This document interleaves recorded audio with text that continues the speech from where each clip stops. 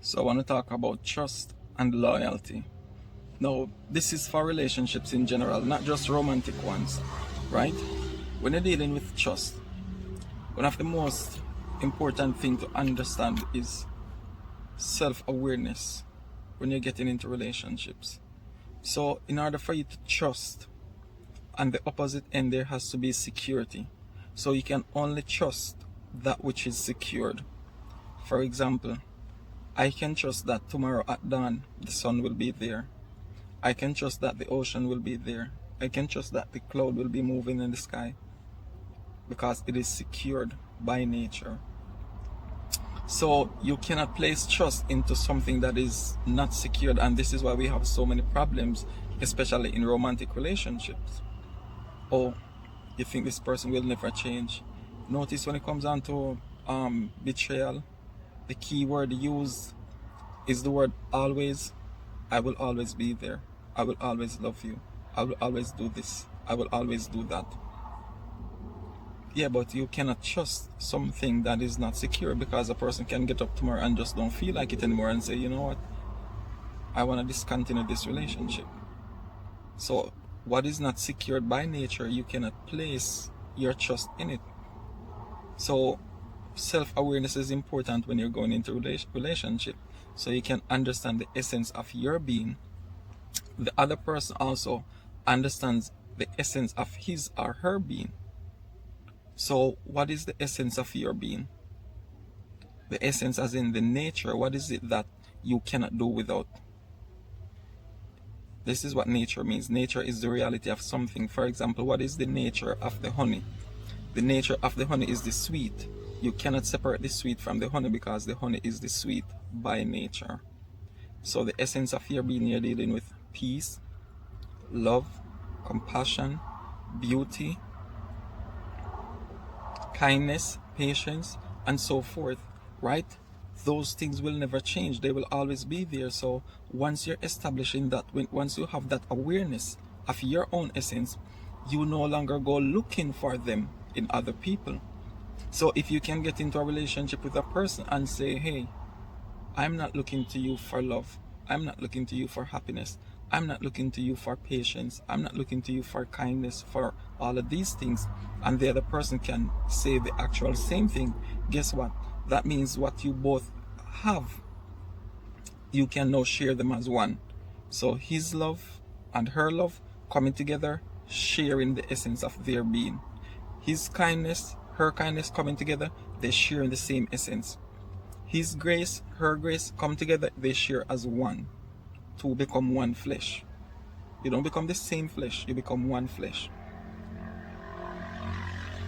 So you are no longer looking for, because the moment you're going into a relationship expecting to get love from this person, you already set yourself up for failure, and you set the relationship up for failure as well. So self-awareness is necessary when going into relationship, right? You can only trust what is secured. The next thing is loyalty. People don't understand that, especially with men. Men want to prove their worth for a woman to a woman by doing everything for them, pleasing every desires. No, you're killing the attraction, because women are not wired the way you think. So don't think you can keep doing this for her to feel attracted to you. No, it's doing the opposite. You're turning her heart away from you. If you want to keep that attraction, you have to set your standard and be established in them. So even though she might come and say certain things, yes, you're gonna take into account her perspective on that matter. But what if it comes as a compromise to your standard? What are you gonna do? Are you gonna choose to please her feelings and thoughts and abandon your standards? She's not gonna find you attractive for that. Alright, my general, I. She's not gonna find you attraction for that. So stop expecting women to be faithful because of what you're doing for them. It doesn't work like that. It's important to understand duality.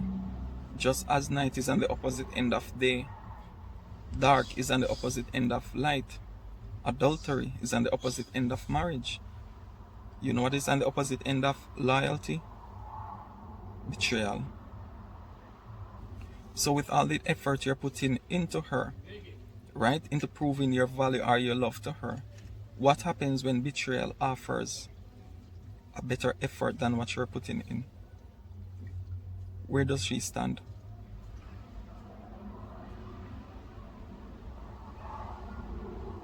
Never abandon your principles, your standards, and your morality, because those will be your value. That is what makes you valuable. That is what makes you scarce. And when you're scarce, you become rare. And she will value you based on those things that you possess inertly, not the external things you do for her. It's important to understand the biological makeup of the man and the woman. We don't think alike, we don't act alike. If you intend to create that type of relationship with somebody, just be active in her life. That's the most important thing. And make sure your presence is felt. When you're doing something, you do it intentionally. And women need to understand that men do not like when their efforts are wasted. So when a man of standard do something for you, appreciate it. Because when he withdraws his presence, you will go look for him in other men. Sometimes it's not easy to deal with people with standards, and in relationships they might seem as if they're the problem.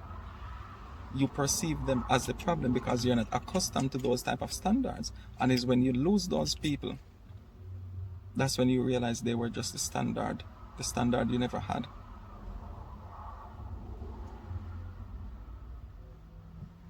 They were never the problem. And in order for you to deal with your guilt, what you have to do is narrate the story, spreading lies, hoping for a reaction, because their reaction only serves as mercy to your guilt, so you don't have to deal with the guilt. But people of standards don't try to clear their name anymore. They just live opposite to the picture you're trying to paint.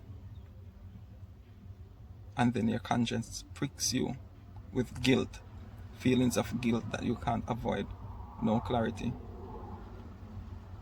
no closure, no nothing. Just you and your stories swiftly falling apart. Shalom.